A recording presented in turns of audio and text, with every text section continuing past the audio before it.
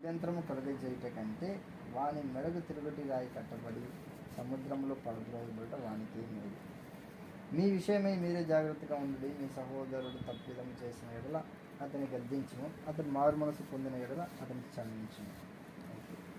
అతను ఒక దినమున 7 మార్లు నీడలు తప్పిదము చేసి 7 మార్లు నీ వైపు తిరిగి మారు మనసు పొంది తినని ఎడల అతని క్షమింపవలెనను.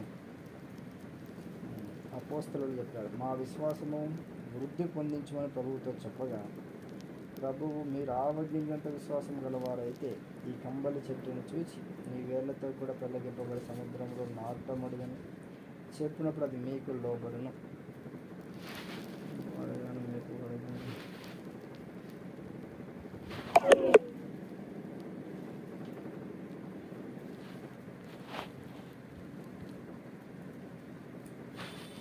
ఇదంతా మన విశ్వాసం గురించే ఉందండి. విశ్వాసం గురించి ఉంది, తప్పిదం గురించి ఉంది, అక్కడ భోజనం గురించి కూడా ఉంది. చెప్పు.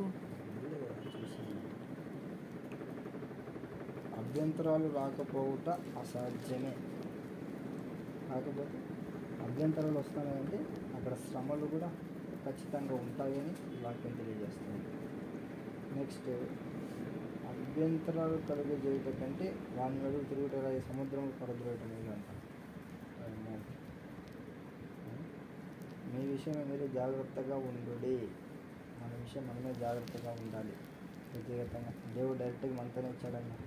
అయితే మన విషయాలు మనమే జాగ్రత్తగా ఉండాలి. సహోదరుడు తప్పిదం చేసిన ఎడల అతని గద్దించును, అతను మారు మనసు పొందిన ఎడల అతని క్షమించును. గద్దించాలి. ఎంత గద్దించాలి? అభ్యంతరం రాకపోవడం అసాధ్యము కానీ అసాధ్యం అది. అదే అభ్యంతరం వస్తాయి డైరెక్ట్ దేవుడు అదే, కానీ అభ్యంతరం చేయబడి శ్రమ మరి అని చెప్పినారు కదా. శ్రమలు అభ్యంతరం చేసేటికి శ్రమలు ప్రారంభంలో సమస్యలు ఉంటాయి. అసలు దాన్ని మనం వద్దులే ఖచ్చితంగా నేను చెప్పేది.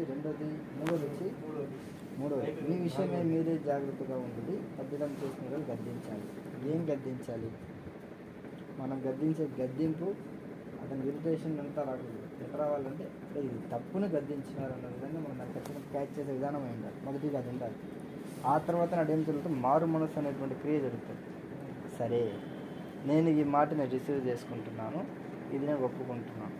ఈ విధంగా ఈ వాక్యం చేత దేవుడు మనల్ని మాట్లాడాలి. అతడు ఒక దినం 7 మార్లు నీడలు తప్పిదమ్ము చేసి మళ్ళీ తిరిగి నన్ను క్షమించి నేను మారు మనసు పొందాలని అడిగి నీ దగ్గరికి వచ్చినా మనం క్షమించడానికి సిద్ధ మనసు కలిగే రావాలి. ఎందుకంటే అతను నోటితో చెప్తున్నాడు కదా, నన్ను క్షమించి నేను మారు మనసు పొంది తిని